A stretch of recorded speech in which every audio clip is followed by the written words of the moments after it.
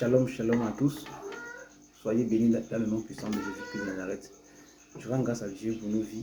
Je rends grâce à Dieu pour ce matin. Je rends grâce à Dieu pour la grâce et la faveur qu'il nous a accordé d'être comptés parmi les vivants. Bien-aimé, si tu es vivant, si je suis vivant, c'est par la grâce de Dieu. Ce n'est point pas tes efforts, ce n'est point pas mes efforts, mais c'est parce que Dieu a voulu que tu sois compté parmi les vivants. Bien-aimé, toute chose est grâce. Rien n'est acquis, toute chose est grâce. Si je suis debout ce matin, c'est une grâce. Si tu es debout ce matin, c'est une grâce. Une semaine est passée, beaucoup de choses sont passées, mais le Seigneur a préservé ta vie. Je bénis le Seigneur parce que ce matin, mon père m'a rendu visite, il allait très bien. Je bénis le Seigneur parce que je l'ai vu en très bonne forme. Donc, rendons toujours grâce à Dieu pour la vie qu'il nous accorde. Rendons toujours grâce à Dieu pour le souffle de vie. Car en lui, nous avons le mouvement et l'être. Comme l'apôtre Paul dit dans le livre d'Actes chapitre 17. Bien aimé, ce matin, on va parler d'un sujet qui apporte beaucoup de controverses à l'église. Quand tu parles de ce genre de sujet, tu perds beaucoup de connexions, tu perds beaucoup de relations dans pour moi, tu perds beaucoup de, comment je peux le dire, de partenariats souvent. Je connais des secteurs de Dieu qui, quand ils ont parlé de ce sujet, et beaucoup de personnes qui voulaient les inviter, même à l'extérieur du pays, ont coupé tout contact. Et c'est normal. La vérité n'est pas acceptée. Jésus-Christ a été combattu à cause de la vérité. Oui, quand je parle d'un sujet qui apporte beaucoup de controverses, c'est par rapport au ministère de la femme. C'est un sujet, je sais, que vous avez tellement entendu parler. Mais comme d'habitude, on va analyser au travers des Écritures. Je le dis toujours, on analyse toujours au travers des Écritures. Est-ce que la femme peut enseigner? Quand je parle du ministère, je parle du ministère de l'enseignement de la femme. Je précise très bien. Toutes les femmes ont un ministère, gloire à Dieu, là c'est clair. Mais est-ce que bibliquement, la femme a l'autorité ou bien a le droit d'enseigner? Et nous allons étudier cela à la lumière des Écritures ce matin. C'est le sujet que nous allons partager.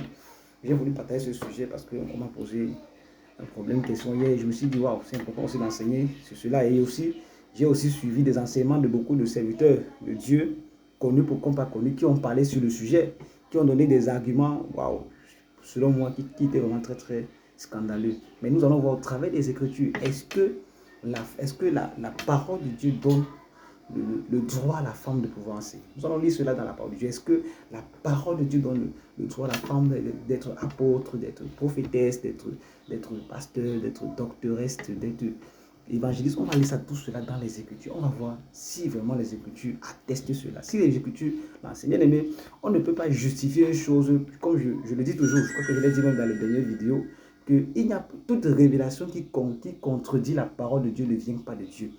Toute révélation doit être en accord avec les Écritures. Une révélation qui contredit la parole n'est pas une révélation qui vient de Dieu.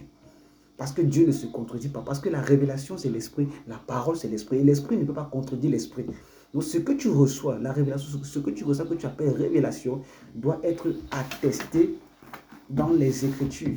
Si la Bible n'atteste pas là ta révélation, mets en doute ce que tu as reçu. Tout ce que tu reçois doit être attesté par la parole de Dieu. Parce que toute chose a été créée par quoi? C'est par la parole et non par la révélation. Toute chose a été créée par la parole. Jean chapitre 1 le dit clairement. On ne parle pas que toute chose a été créée par la révélation. Non.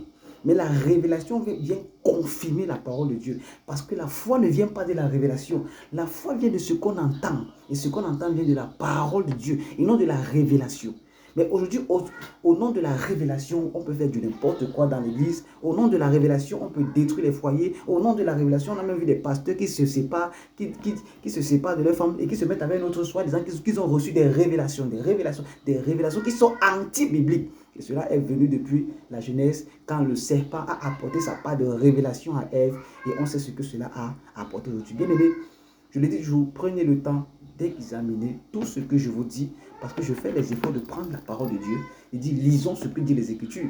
Je ne parle pas de mon intellectuel, je ne parle pas de ce que j'ai appris dans une école biblique, parce que je n'ai jamais fait d'école biblique, mais comme tout bon enfant qui est amoureux de la parole, j'ai appris à la dévorer, j'ai appris à la lire, et par la grâce de Dieu, le Seigneur m'a accordé la compréhension, comme aussi il accorde à plusieurs. Je ne dis pas que je suis le seul qui a la compréhension de comprendre les Écritures. Donc ce matin, on va donc discuter, on va donc essayer de voir, au travers des Écritures, si la femme a le droit d'enseigner. On va examiner depuis l'Ancien Testament, bien sûr, c'est clair, et jusqu'au Nouveau Testament, on va voir est-ce que la femme a le droit d'enseigner. Donc, avant de commencer, nous allons prier d'abord. Oui, Seigneur, merci encore pour ce matin. Merci pour ta grâce. Merci pour ton amour. Merci pour la vérité. Ta parole est vérité. On ne peut pas combattre la vérité, car tu es la vérité. Accorde-moi la grâce de parler de ce sujet, Seigneur, dans la vérité, dans l'amour, dans la douceur, dans l'humilité. Et que toute la gloire te soit rendue dans le nom puissant de Jésus-Christ. Amen. Bien-aimé, je ne partage pas cette vidéo pour pouvoir convaincre qui que ce soit. Mais je partage cette vidéo comme quand l'apôtre Paul est arrivé à Béret. Il a prêché et les gens ont commencé à examiner. N'attendez pas toujours, en fait, n'attendez pas une extra révélation. Quand on vous recevez un enseignement et que l'homme de Dieu ou bien l'orateur vous donne des versets, prenez le temps de méditer sur ces versets. Bien aimé, personnellement, quand j'écoute un enseignement et que dans l'enseignement, on me donne des versets bibliques, je prends le temps d'étudier les versets, je m'en vais les méditer moi-même. J'essaie de comparer les versets pour pouvoir voir est-ce que ce que l'orateur dit est la vérité. Le but n'est pas forcément de convaincre une femme qui enseigne de ne plus enseigner ou bien le contraire. Mais le but c'est qu'ensemble nous puissions examiner dans les Écritures si ce que nous faisons est biblique. Si ce que nous faisons, les Écritures l'attestent. Je le dis, ne courez plus vers les révélations qui contredisent la parole de Dieu.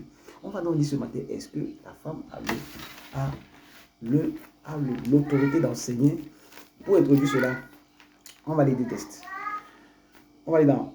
Je crois que j'aime toujours introduire ce test-là, parce que c'est important de l'introduire. C'est dans 1 Corinthiens chapitre 3. C'est l'apôtre Paul qui parle. Dans 1 Corinthiens chapitre 3, le verset 11. J'ai toujours commencé par ce verset parce que c'est très important.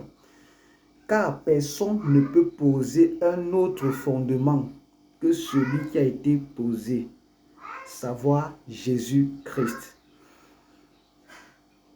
Or, si quelqu'un bâti sur ce fondement avec de l'or, de l'argent, des pierres précieuses, du bois, du chemin, du chaume, l'œuvre de chacun sera manifeste. Amen. Je vais m'arrêter là.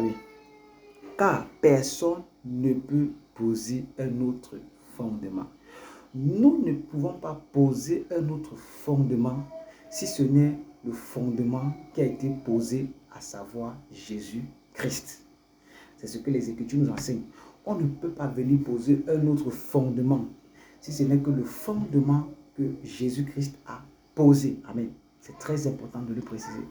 Donc, bien aimé dans le Seigneur, quand on veut enseigner le peuple, amen, quand on veut enseigner le corps de Christ, on ne peut pas aller poser notre fondement. Il faudrait qu'on pose le fondement. Et la Bible dit dans Actes chapitre 2 que l'Église persévérait dans les enseignements des apôtres. L'Église ne persévérait pas dans les révélations, non.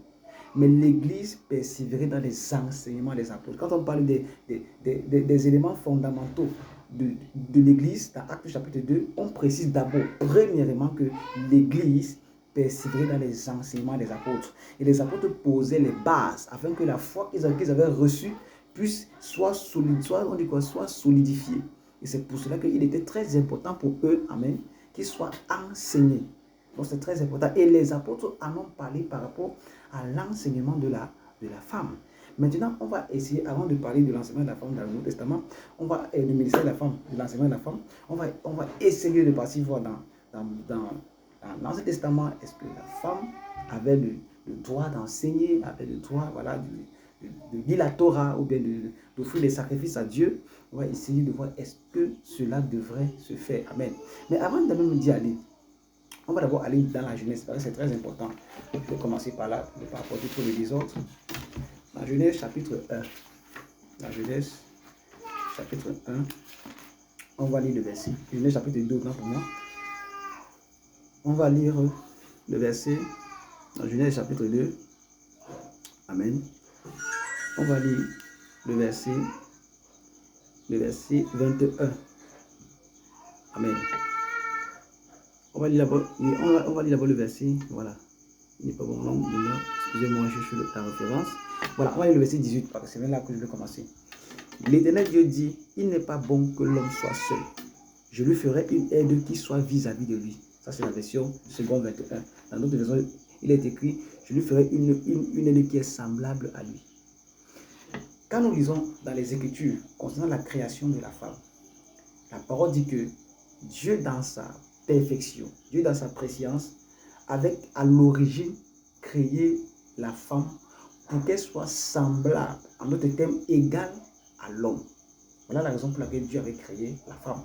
Donc la femme devait être un autre type d'homme. En hébreu, l'expression femme qui est très dénocotée en français, ça veut dire Isha. Il y a Ish qui est l'homme et Isha qui est la femme. Donc c'est le féminin de l'homme en quelque sorte.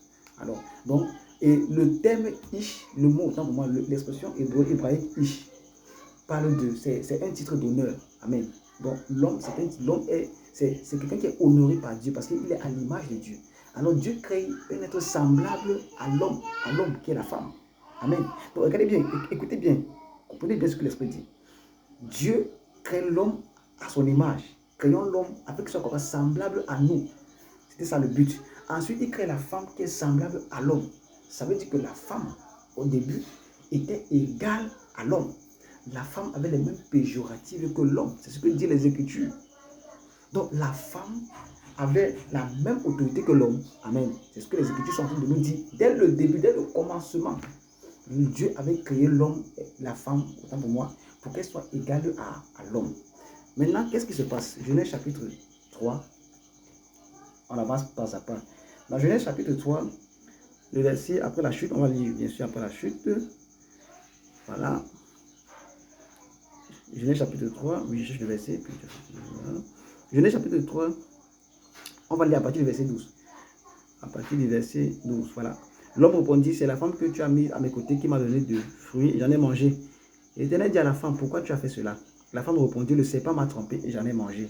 Ok, le serpent, c'est la femme qui m'intéresse. Allons vers la femme. Il dit au verset 16, prenons à partir du verset 16, il dit à la femme, j'augmenterai la souffrance de tes grossesses. Déjà, on voit ici que Dieu a maudit la femme pour que la femme puisse enfanter avec grossesse. Et je vais préciser une chose, même le sacrifice à la croix de Jésus n'a pas changé ça, que la femme devait accoucher avec grossesse. Malgré qu'à la croix, Jésus, que ça veut dire que tout est accompli, amen, ce qui est vrai, je ne refuse pas la parole, mais cette parole était restée. Jusqu'à aujourd'hui, les femmes accouchent avec douleur. Et ça ne changera pas d'aussitôt. Alors, j'augmenterai la souffrance de tes grossesses. En fait, quand on comprend bien augmenter, ça veut dire qu'il y avait un taux de douleur que la femme devait avoir. Mais à cause de ce péché, Dieu a augmenté le taux. Et ce taux-là n'a pas changé. Malgré que Christ est mort ressuscité, malgré que tout est accompli, malgré que les choses anciennes sont passées, toutes choses sont devenues nouvelles, la femme aujourd'hui continue à accoucher avec les douleurs. C'est important de mentionner cela. Parce que beaucoup de gens, au nom de tout est accompli, on croit que tout est accompli. Non, il faut bien savoir ce qui est vraiment accompli. On continue, on dit donc. Maintenant, voilà, c'est là où c'est ce qui m'intéresse. C'est dans ta douleur que tu mettras des enfants au monde. Maintenant, écoutez bien la suite. Tes désirs se porteront vers ton mari, mais lui, il dominera sur toi. Voilà. Tes désirs se porteront vers ton mari, mais lui, il dominera sur toi. Voilà donc là où il y a problème, ou bien là où il y a la problématique. C'est que c'est à ce niveau que, bam, les problèmes ont commencé avec la femme. Mais on a lu au commencement que Dieu avait créé la femme pour qu'elle soit semblable. Elle ne devait pas dépendre de l'homme. Elle ne devait pas être soumise à l'homme. Mais quand le péché est venu, bam, la sentence que Dieu a donnée à la femme, c'est deux choses. Enfanter avec douleur. Et que tes désirs devraient se porter à son mari. Et que son mari devait maintenant dominer sur elle. Voici là où vient le problème de l'homme et la femme. Et je le dis encore, même dans le Nouveau Testament, les apôtres, qu'est-ce qu'ils disent? Que les femmes doivent être soumises à leur mari. Et le sang de Jésus, et le tout est accompli, n'a pas aboli cela. Donc on dit la vérité. Voici les Écritures que j'ai lues clairement. Voici une parole qui est sortie ici avant la chute. Et cette parole est restée après la chute. L'apôtre Paul a été clair. La femme doit être soumise à son mari. C'était pas un enseignement qui venait des apôtres. C'était depuis la jeunesse. Et même le sacrifice de Jésus à la croix n'avait pas changé cela. Il faut que ça soit clair. Si vous comprenez cette partie-là, vous allez comprendre si et seulement si la femme doit enseigner ou bien elle doit enseigner. Alors, donc, voici donc où est le nœud du problème. C'est qu'au commencement, Dieu a créé l'homme et la femme pour qu'ils soient égaux. Mais à cause de la chute, les données ont changé. Amen. Maintenant, comme dans la femme est tombée, je vais d'abord répondre à la question avant d'aller dans beaucoup de thématiques que beaucoup de gens disent. Voici l'enseignement, voici la première chose que Dieu lui-même a dit à Ève. Allons dans le Nouveau Testament, dans 1 Timothée chapitre 2, un texte qui est bien connu, mais lui en partie. Dans 1 Timothée chapitre 2, voilà ce que Timothée dit. Voilà ce que Paul dit à Timothée. Timothée qui est un frère qui devait diriger une église. Vous allez voir que c'est la même chose que Dieu a dit là-bas. 1 Timothée, excusez-moi, chapitre 2, lisons bien. 1 Timothée chapitre 2, à partir du verset 9. Voilà. De même, voilà, à partir du verset 10, c'est 10, non, 11. Que la femme s'instruise paisiblement dans une entière soumission. On parle encore de la soumission comme Dieu a dit cela dans Genèse. Que le mari doit dominer sur toi. Alors, je précise bien, l'apôtre Paul ici, quand il prêche l'évangile, Jésus-Christ est mort et ressuscité. L'église est née.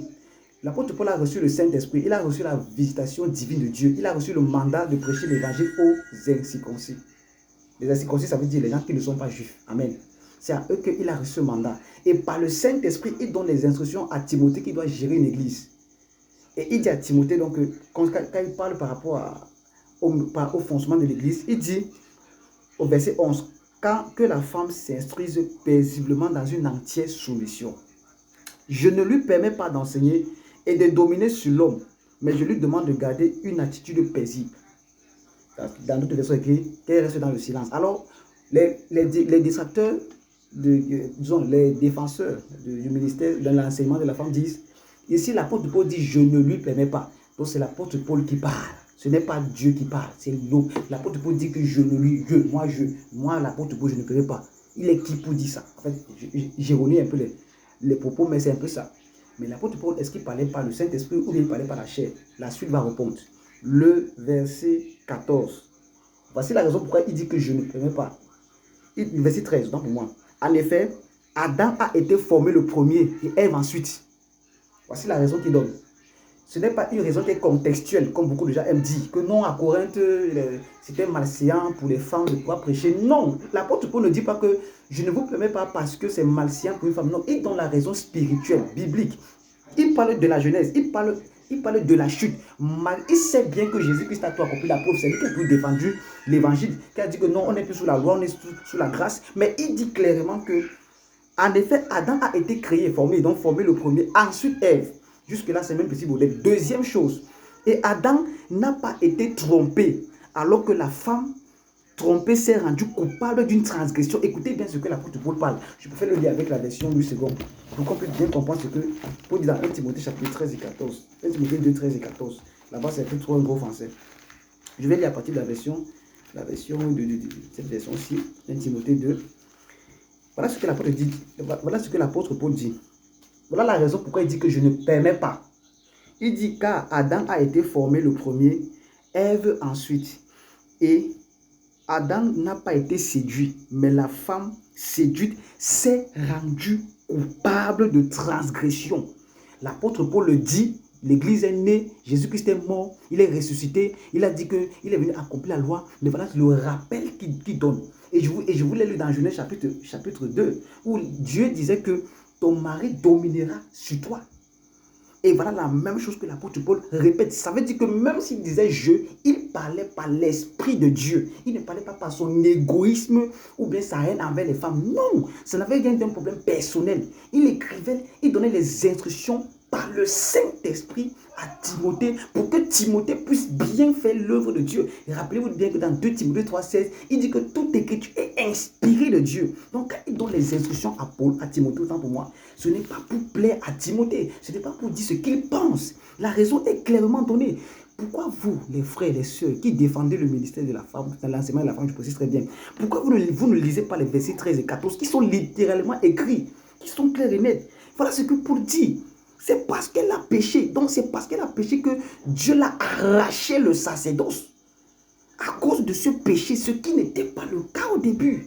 C'est pour cela qu'il dit que je ne permets pas ni d'enseigner, ni de prendre l'autorité. Donc quand on parle de l'enseignement, cela est lié avec l'autorité. Bien aimé, le problème c'est quoi? C'est que beaucoup de chrétiens ne savent pas qu'il y a une différence entre enseigner, entre évangéliser, entre prophétiser et toutes ces choses-là. La femme, bibliquement, peut enseigner. Pardon, la femme, bibliquement, peut évangéliser, je voulais plutôt dire. Parce que dans Matthieu chapitre 28, La mission d'évangélisation a été donnée à tout le monde. Ça n'a pas été seulement donné aux hommes. Jésus-Christ, quand il montait au ciel, il y avait tous les disciples, les femmes et tout le monde qui était là. Il a dit, allez et faites de toutes les nations des disciples. C'est biblique. Donc tout le monde est capable de pouvoir enseigner. La femme peut prophétiser. 1 Corinthiens chapitre 3, je crois, 1 Corinthiens chapitre 11, toute femme qui prophétise, la tête non couverte, voilà, la femme peut prophétiser. Maintenant, est-ce qu'elle peut tenir un ministère de prophétesse? Non, c'est anti-biblique. On va lire ça dans les Écritures. Même les prophètes n'ont pas le... Je le dis ça devant vous tous. Les prophètes qui gèrent des ministères, c'est anti-biblique. Lisez Acte 13. Les prophètes étaient tous dans une même église. À Antioche, il y avait des prophètes, des docteurs. Ça veut dire que ni les prophètes, ni les docteurs ne peuvent pas diriger des ministères. Mais c'est dans une assemblée qu'il devrait avoir des prophètes, des docteurs. Or, le ministère est géré soit par l'évêque, soit par les pasteurs. Parce que les pasteurs ont la responsabilité d'encadrer les brebis. Ce que le pouce fait, l'index ne peut pas faire, l'auricule ne peut pas faire, le majulet, toutes ces choses-là. Chacun a un rôle important à jouer dans le ministère. Le problème aujourd'hui, si nous sommes dans le désordre, c'est parce qu'on a quitté les fondements bibliques. Alors, pour justifier donc le ministère de la femme, beaucoup de personnes, de chrétiens comme de chrétiens, aiment prendre l'exemple de Déborah. Ils disent que Déborah était prophétesse, que Déborah était juge. Mais faisons attention. Qu'est-ce que c'est un juge? Le juge, c'est une fonction administrative et non une fonction spirituelle.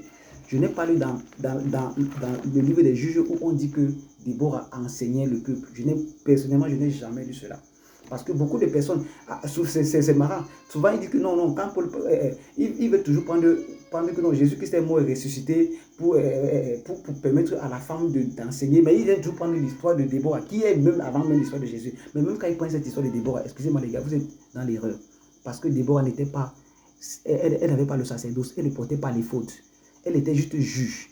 La fonction de juge était venue avant les rois. Les rois même n'enseignaient pas. Les rois n'offraient pas des sacrifices à Dieu. C'était le travail des sacrificateurs. On connaît tous ces détails-là. Donc le travail de Déborah, c'était de faire quoi? C'était de juger le peuple. Et maintenant, allez encore souple, allez encore bien relire l'histoire des juges. Quand Déborah reçoit la délivrance de son peuple, elle va consulter qui? Elle va voir Barak. Qu'est-ce qu'il dit à Barak? Dieu t'envoie libérer le peuple. Qu'est-ce que Barak va dire à Déborah? Que si tu ne pars pas, je ne pars pas. Je paraphrase. Pour ceux qui lisent la Bible, allez encore bien lire cette histoire. Comme Barak insiste qu'elle vienne avec lui. Voilà ce que Déborah dit clairement à Barak. Comme tu as voulu que je vienne avec toi, la gloire va venir à une femme. C'est écrit dans les Écritures. À la base, la gloire ne devait pas être donnée à une femme. Donc même pour libérer son peuple, ce n'était pas à Déborah d'avoir le mandat. Mais Déborah devait mandater Barak. Parce que Barak est un homme. Parce que Dieu travaille avec les hommes. On va aussi voir pourquoi Dieu ne peut pas permettre à une femme d'enseigner. Je vais expliquer ça clairement dans les Écritures. Et vous allez voir, bon à celui qui va comprendre. Gloire à Jésus. Donc, même quand elle reçoit, elle n'est pas partie combattre Sisera. Non, elle est allée chercher Barak. Et Barak a insisté que si tu ne pars pas, je ne pars pas. Comme c'est dans le cas, la gloire va revenir à une femme. Et c'est Jaël qui va tuer Sisera. Disaient les Écritures. Donc, vous qui voulez justifier l'erreur en disant que Déborah était juge, la fonction de juge était une fonction administrative. Comme si c'était un roi. Donc, je n'ai jamais vu un juge dans nos palais de justice là enseigner les gens. Je n'ai jamais vu ça. Peut-être que dans vos versions, c'est ce qui est écrit. Mais je ne l'ai jamais lu personnellement dans la parole de Dieu. Donc, arrêtez de prendre le cas de Déborah. Elle a respecté la parole de Dieu. Déborah était une juge. Un juge, autant pour moi. Et non quelqu'un qui donnait les sacrifices. On venait la consulter. On consultait l'Éternel au travers d'elle. Quand il y avait des problèmes entre des frères, on venait vers elle parce que c'était elle qui tranchait l'histoire, que non, toi tu as raison, toi tu as tort. C'était le travail. Et quand même vous lisez l'histoire de Déborah, on vous dit Déborah, femme de Lapidote. On montre l'autorité sous laquelle elle est soumise. Elle était soumise à Lapidote. Le second argument que les gens prennent, c'est Joël chapitre 2, 28. Ça, au moins je vais lire ça. Ils disent que non, voilà ce que Joël dit dans 2, 28. Joël chapitre 2, le second argument que beaucoup de personnes prennent pour justifier le ministère de l'enseignement de la femme. Joël chapitre 2, le verset 28, il dit ceci. Après cela, je reprendrai mon esprit sur toute chair. Vos fils et vos filles prophétiseront. Vos vieillards auront des songes et vos jeunes gens des visions. Ils disent, voilà le verset qui atteste que la femme peut enseigner. Avez-vous lu dans ce verset que vos fils et vos filles enseigneront? Moi, j'ai lu prophétiser, je n'ai pas lu enseigner. Parce que enseigner et prophétiser, c'est deux choses différentes. Les Écritures sont claires. N'ajoutons rien à la parole, ne retranchons rien. J'ai lu ça au début, que nous ne devons pas, qu'on ne peut pas poser notre fondement. Pourquoi donc beaucoup de personnes aiment prendre ce verset pour justifier l'erreur? Dieu n'a jamais dit que vos fils et vos filles enseigneront. Et même l'apôtre Jacques a dit qu'il n'y a même pas beaucoup d'enseignants parmi vous. Donc même parmi les frères, ce n'est pas tout le monde qui a le pouvoir, l'autorité d'enseigner. Donc on a bien dit cela que vos fils et vos filles prophétiser. Prophétiser n'est pas enseigner. Prophétiser n'est pas enseigner. Ça veut dire quoi prophétiser? Lisons 1 Corinthiens chapitre 11. Quel est le rôle de la prophétie? 1 Corinthiens chapitre 11, chapitre 14. C'est 14 aujourd'hui. 1 Corinthiens chapitre 14. Voilà ce que l'apôtre Paul dit clairement de ce que c'est prophétiser. Il dit, voilà, en effet, voilà, il dit, 1 Corinthiens 14, 1 Corinthiens 14, le verset 3. Celui qui prophétise au contraire parle aux hommes, les édifie, les exhorte, les console. Je n'ai pas vu enseigner à l'intérieur. Celui qui prophétise au contraire parle aux hommes. Il les édifie, il les exhorte, il les console. On n'a pas vu le terme enseigner dans ce verset. Donc, ceux qui veulent encore justifier leur erreur en prenant le passage de Joël 2,28 sont grandement dans l'erreur. Parce qu'on a parlé des prophéties, des songes et c'est des visions. On n'a jamais dit que tout le monde peut enseigner parce que tout le monde n'a pas l'autorité de pouvoir enseigner. Oh, bien-aimé dans le Seigneur. Ne tombons pas dans ce piège de l'égalité homme-femme. C'est anti-biblique. Même si Jésus-Christ est mort, il y aura toute cette inégalité. Jusqu'à ce que Jésus-Christ reviendra bientôt. Je le dis encore clairement et net. La Bible, jusqu'à présent, on n'a pas vu un verset où on a parlé de que tout le monde peut enseigner. Éphésiens chapitre 5. Éphésiens chapitre 5, on lit le verset. Éphésiens chapitre 5, on lit le verset. Oui, Éphésiens chapitre 5, le verset. Vous faites là, quand Jésus aime sa femme, voilà, excusez-moi, quand Christ a mis l'église, voilà, quand le mari, voilà, celui qui aime sa femme, aime sa propre chose, voilà. Oui, excusez-moi, c'est un verset où on dit que la femme doit être soumise à son mari. Je crois que c'est Colossiens 3, 18, voilà, mais c'est l'Esprit de Dieu. C'est dans Colossiens chapitre 3, je crois que c'est ça. Colossiens 3, le verset, voilà, c'est ça. Colossiens 3, le verset 18. Femme, que chacune soit soumise à son mari comme il convient dans le Seigneur. Recommandation que l'apôtre Paul donne à l'église. Jésus-Christ est déjà mort et ressuscité, mais la malédiction de l'inégalité entre l'homme et la femme demeure même dans l'église. La femme doit être soumise à son mari comme au Seigneur. Cela veut dire quoi? Je vais vous dire pourquoi est-ce que Dieu ne peut pas permettre à une femme d'avoir un ministère apostolique, un ministère pastoral et doctoral. Les évangélistes, prophétesses, elle peut l'être, c'est biblique. Dieu, c'est un Dieu qui n'aime pas la concurrence. Le péché d'Adam et Ève ont poussé Dieu à modifier beaucoup de choses. Au départ, comme on a bien lu, il ne voulait pas que... Il avait dit que la femme et l'homme soient égaux, n'est-ce pas? Quand la femme pêche, alors il donne cette sentence, que tu seras soumise à ton mari. Frère, Dieu ne discute pas, Dieu ne fait pas la concurrence d'autorité avec qui que ce soit.